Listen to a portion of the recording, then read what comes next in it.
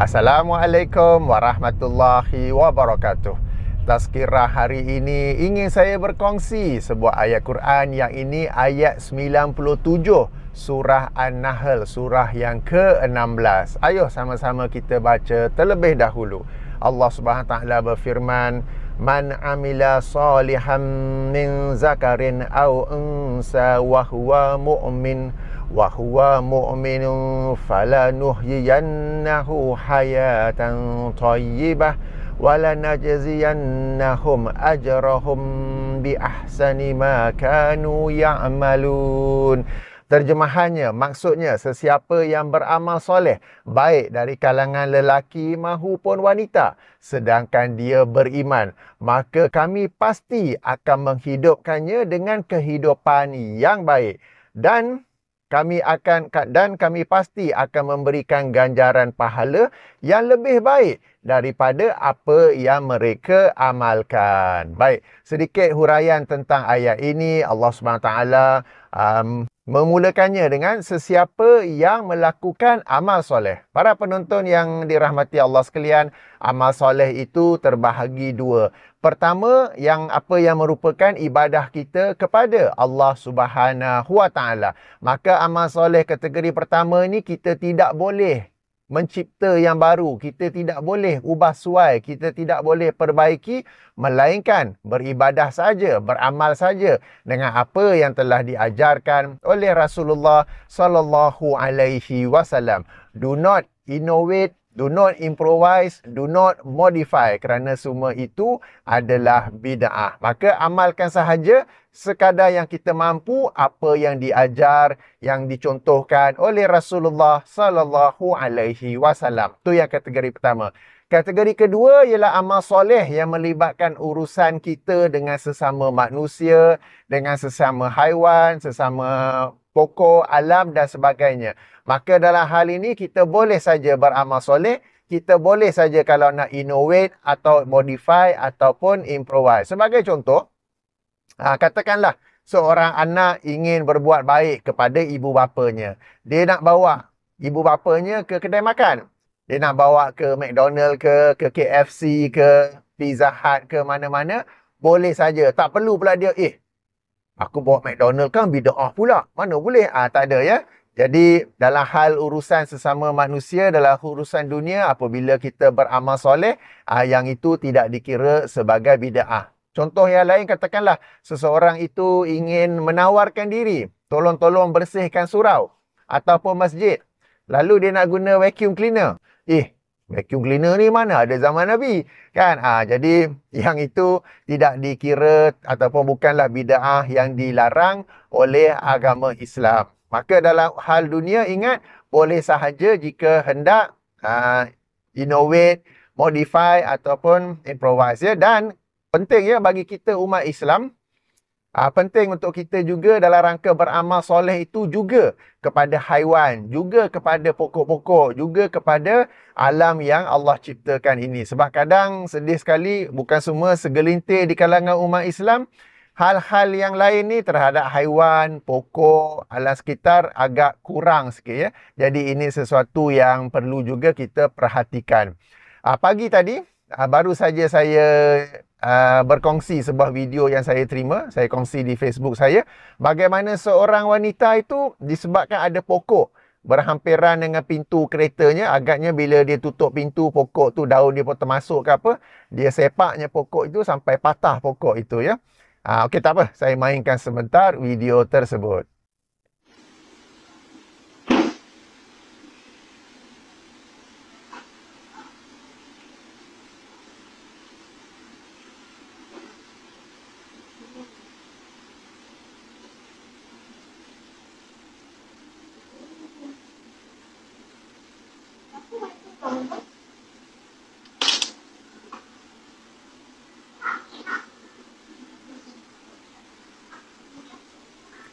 Okey, kita sudah tonton. Jadi beramal soleh ini bukan saja sesama manusia, tetapi juga dalam kes kita tonton tadi, juga kepada pokok ya. Tidak patut seseorang itu melakukan sedemikian. Apalah salah pokok tu kan. Okey. Jadi kita kena cakna untuk berbuat baik, beramal soleh bukan saja kepada sesama manusia, tetapi juga kepada haiwan. Termasuk juga anjing. Jangan kita nampak anjing, kita biar. Tapi kalau kucing, kita nak selamatkan kan. Anjing ialah kita tak boleh pelihara ke apa ke. Tapi kalau nak bagi minum ke apa, semua itu sesuatu yang dibolehkan. Sama-sama kita maklum daripada hadis yang sahih Bukhari dan Muslim, bagaimana seorang pelacur apabila dia dahaga, dia minum air dan dia pun jumpa seekor anjing yang terjelir lidahnya kan, berarti anjing tu pun dahaga, maka dia pun menggunakan kasutnya itu untuk mencedok air daripada perigi dan memberi minum kepada anjing tersebut. Lalu Allah Subhanahu Wa Taala mengampunkan dosa-dosa pelacur itu kerana amal solehnya itu kepada haiwan. Baik, seterusnya Allah berfirman, sesiapa yang beramal soleh baik dari kalangan lelaki maupun wanita. Kenapa pula nak specify lelaki atau wanita? Kalau sebut man amila solihan kan dah cukup dah, kita faham lah kan. Merangkumi semua baik lelaki atau wanita. Ini perincian ini di dalam ilmu tafsir, dalam ilmu balaghah disebut sebagai untuk memberikan perincian dan juga penekanan supaya message tu lebih clear. Message itu dapat disampaikan dengan lebih baik, dengan lebih jelas, dengan lebih efektif lagi. Saya bagi contoh. Katakanlah perhimpunan di sekolah. Okey, pagi-pagi perhimpunan di sekolah. Maka macam sekarang ni hujung tahun, sebelum cuti sekolah kan, hujung tahun persekolahan. Sebab sekarang ni Februari, sebab sekarang ni sekolahnya ni dah bertukar kan. Okeylah, hujung semester persekolahan sekarang ini. Okey, lalu guru ingin berpesan kepada murid-murid untuk kembalikan buku teks. Jadi contoh pertama, guru membuat pengumuman, murid-murid, minggu ini sila kembalikan buku teks sebelum sekolah tutup. Ini contoh pertama. Contoh kedua, guru membuat pengumuman, murid-murid baik yang darjah 1, darjah 2, darjah 3, darjah 4, darjah 5, darjah 6, kembalikan buku sekolah sebelum tutupnya sekolah, sebelum bermulanya cuti sekolah. Jadi yang kedua itu, mesej akan lebih disampaikan kerana adanya perincian, dan perincian itu bertujuan untuk memberi penekanan. Jadi sama juga dengan ayat yang sedang kita hurai sekarang ini. Boleh-boleh saja Allah berfirman sesiapa yang beramal soleh, itu sudah cukup. Kita fahamlah baik lelaki atau perempuan. Tetapi sengaja Allah Subhanahu Wa Taala memberi penekanan. Okey, baik dari kalangan lelaki maupun wanita sebagai satu perincian, satu penekanan bahawa semua orang baik lelaki atau wanita apabila beramal soleh, Allah Subhanahu Wa Taala akan memberikan balasan sebagaimana ayat ini. Kemudian apa ya?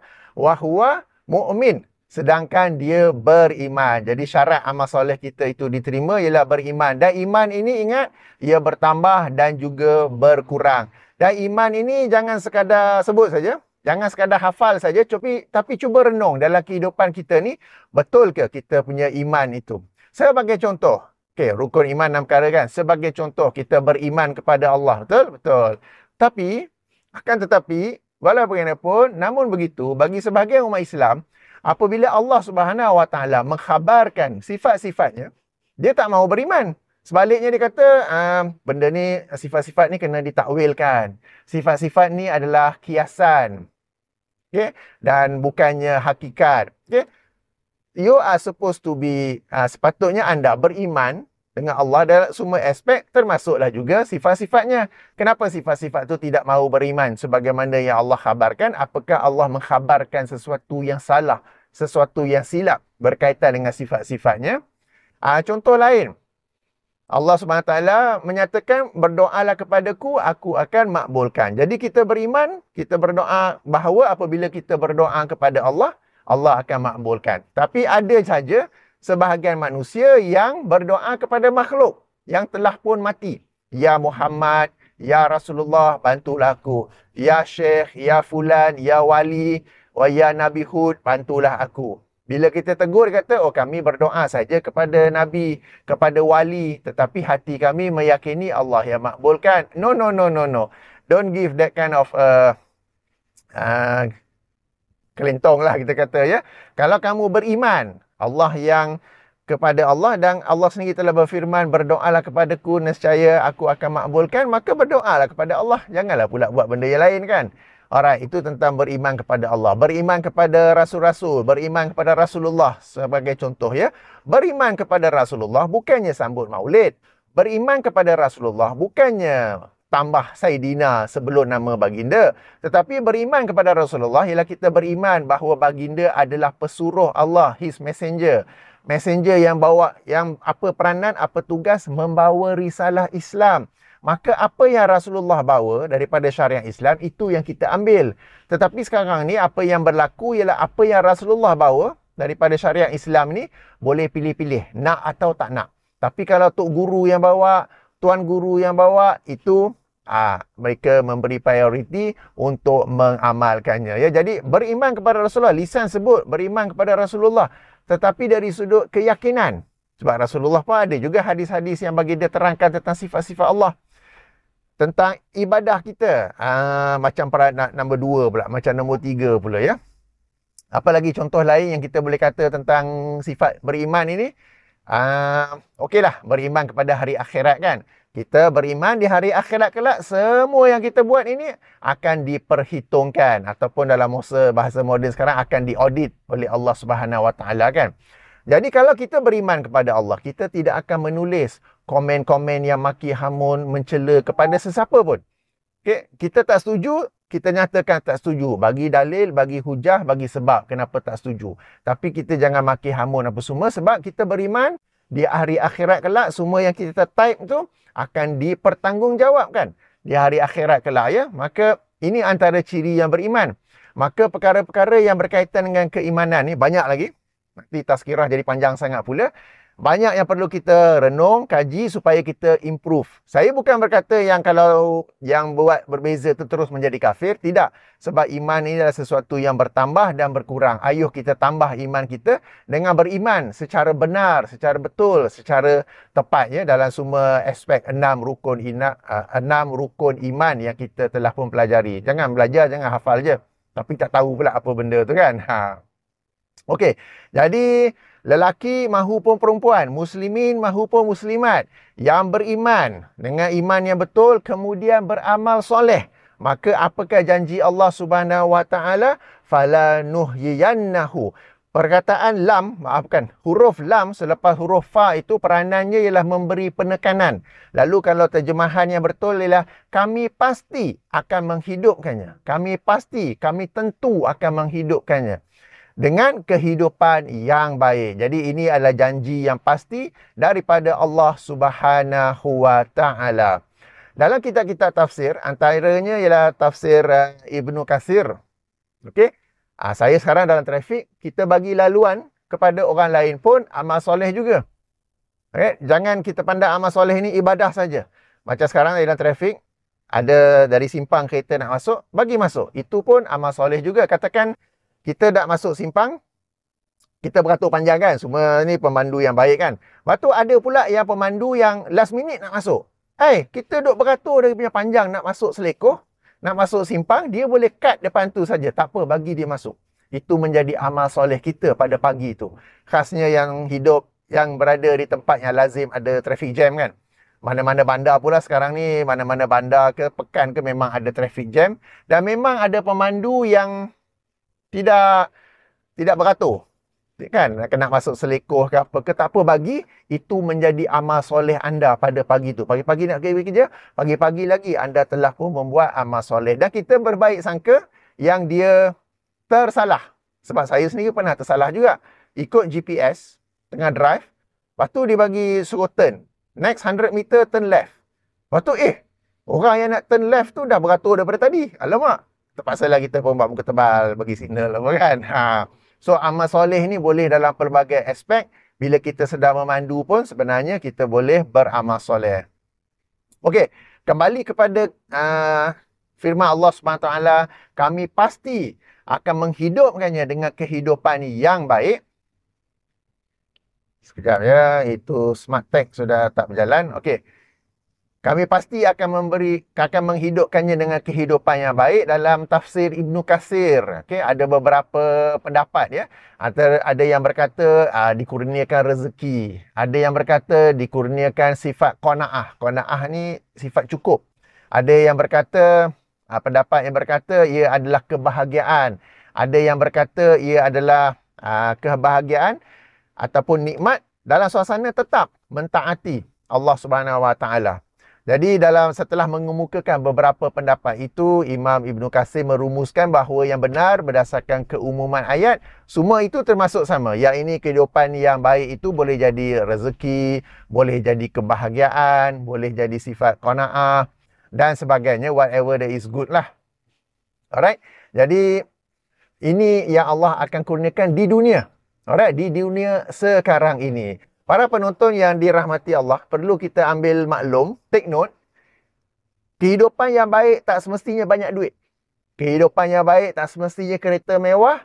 Kehidupan yang baik tak semestinya rumah besar. Orang yang ada banyak duit pun berserabut juga hidupnya. Orang yang ada kereta besar pun berserabut juga sebab kereta besar ni nak servis pun mahal. Lepas tu garu kepala kan. Rumah besar pun kadang cari anak tak jumpa kat situ, cari isteri pun tak jumpa, jadi itu tidak menjanjikan kebahagiaan. Alright, sebab kadang di kalangan manusia ni ada yang definisi hidup bahagianya itu duit mesti banyak. Supaya boleh beli iPhone 15, supaya boleh beli kereta mewah, supaya boleh beli rumah besar. Padahal yang ada benda-benda itu pun kalau kita benar-benar kenal mereka tak adalah bahagia mana sangat pun ya.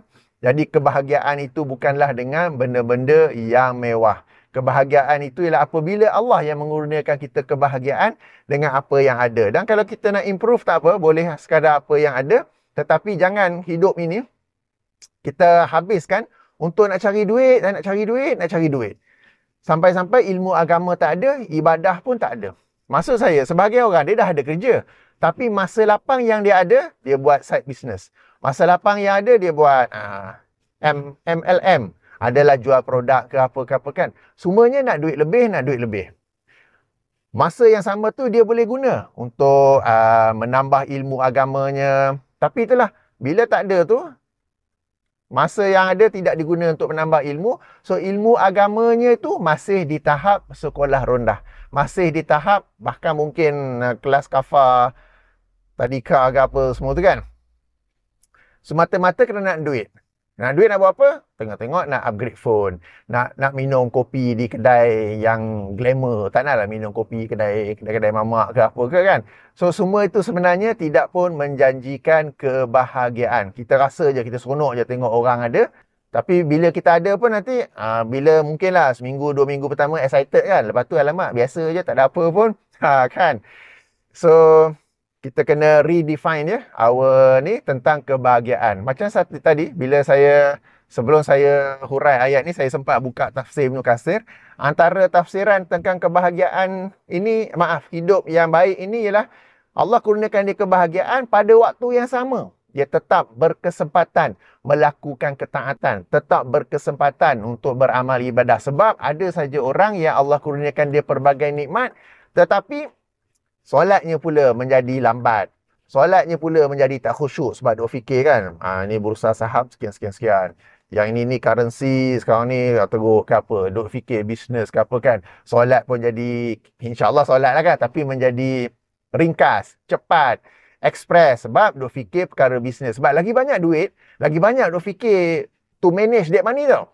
The more money that you have, the more time, effort, concentration you require to manage that particular money. And being human, more time needed on how to improve that money, how to increase the amount of money, how to multiply it. Jadi tak tenang pun akhirnya ya. Alright. Dan seterusnya Allah menerangkan bahawa kami pasti akan memberi ganjaran pahala yang lebih baik daripada apa yang mereka amalkan. Dan ini kita maklum ya, Rasulullah SAW ada menerangkan bahawa apabila kita melakukan amal soleh, kita akan dapat 10 pahala dan digandakan sehingga 700. Minimum 10 dan akan digandakan kepada 700. Sementara kalau kita buat perkara yang salah, kita hanya dapat dosa pada kadar kesalahan kita itu. Tidak akan lagi digandakan. Demikianlah rahmat Allah Subhanahu wa taala. Maka ayat ini menerangkan bahawa kita mendapat manfaat, benefit daripada amal soleh kita itu di dunia dan di akhirat. Dan ini juga membetulkan satu salah faham, sebab kadang ada yang berkata dunia ni tempat menanam benih, hasilnya kita tuai, kita dapat di akhirat kelak. Tak. Dunia ini kita beramal soleh, kita menanam benih, hasilnya kita dapat dunia dan akhirat. Sebagaimana dalam ayat ini, beramal soleh tu kita dapat kehidupan yang baik di dunia ini dan juga pahala yang lebih baik. Ganjaran yang lebih baik daripada apa yang kita amalkan itu merujukkan kepada di hari akhirat kelak. Sebelum berakhir, sedikit tambahan. Apabila Allah Subhanahu Wa Taala berkata, maka pasti kami memberikan kepada, kami menghidupkannya dengan kehidupan yang baik. Kami memberinya kehidupan yang baik. Taklah bererti orang tu tak ada ujian langsung. Tetap akan ada ujian. Sebab ujian ni sebenarnya kalau kita faham hikmah-hikmahnya, ialah untuk kebaikan kita juga, ya. Jadi orang yang hidupan baik tu pun ada juga ujian-ujian mereka. Tapi generally their life is good. Their life is alhamdulillah. Okay. Jadi di kalangan, kalau ada di kalangan para penonton yang dirahmati Allah sekalian, kalau nak improve life, bukan cari duit lagi. Tak. Improve life dengan perbanyakkan amal soleh. Okay, perbanyakkan amal soleh. Ingat, dua kategori. Amal soleh kita kepada Allah Subhanahu Wa Taala, yang ni kita sebut sebagai ibadah. Pastikan ibadah kita itu selari dengan apa yang Rasulullah sallallahu alaihi wasallam ajar atau amalkan. Jangan buat yang lebih. You buat lebih yang lain daripada lain, you don't get anything, ya. Sebab Rasulullah sendiri sallallahu alaihi wasallam bersabda, sesiapa yang beramal dengan satu amalan yang tidak berada di atas perintah kami, maka ia tertolak. Tak payah buat ekstra-ekstra yang Rasulullah tidak anjurkan, tidak contohkan, you are not getting anything. Buat saja apa yang Rasulullah ajar dan contohkan, dan ia sebenarnya sangat banyak. Bukan sekadar tak sempat nak amalkan, nak baca hadis-hadis berkenaan pun tak sempat. Okey. Jadi, itu yang pertama. Yang kedua, amal soleh kepada sesama manusia, kepada haiwan, pokok, alam, ya. Jangan bataskan kepada ahli keluarga. Ahli keluarga of course lah kita ni kan. Tetapi di kalangan manusia ni ada yang dia buat baik pada ahli keluarga dia je. Orang lain biarlah lantak. Bukan kau kenal pun, apa kau kisah. Kubur masing-masing kan. Masih kita punya, sebahagian kita punya slogan. Kubur masing-masing kan, biarlah dia. Apa kau kisah. Tak. Kita pun beramal soleh. Dan amal soleh itu pelbagai caranya. Termasuklah juga memberi laluan kepada trafik. Macam yang saya tunjuk tadi. Baiklah. Demikian tazkirah. Ingat ayat ini. Kalau nak tampal kat dinding ke apa ke, bukan sebagai sebagai tangkal ke apa ke, sebagai motivasi. Sebab sebagian orang, dia orang tampal motivational words dekat pejabat dia punya cubicle ke mana-mana ke apa kan. Why don't you tampal ayat Quran atau hadis yang menjadi motivasi? Sebab dia orang tampal motivational quotes kan. Okeylah, tak apalah. Tapi yang ada dalam Quran, yang ada dalam hadis, tak nak pula tampal. Yang tampal pula adalah doa daripada tok guru lah ke apa ke. Kalau kita nak motivational quotes, ini satu contoh yang bagi saya sesuatu yang sangat baguslah. Baiklah, saya akhiri dengan subhanakallahumma wa bihamdika asyhadu an la ilaha illa anta astaghfiruka wa atubu ilaika. Assalamualaikum warahmatullahi wabarakatuh.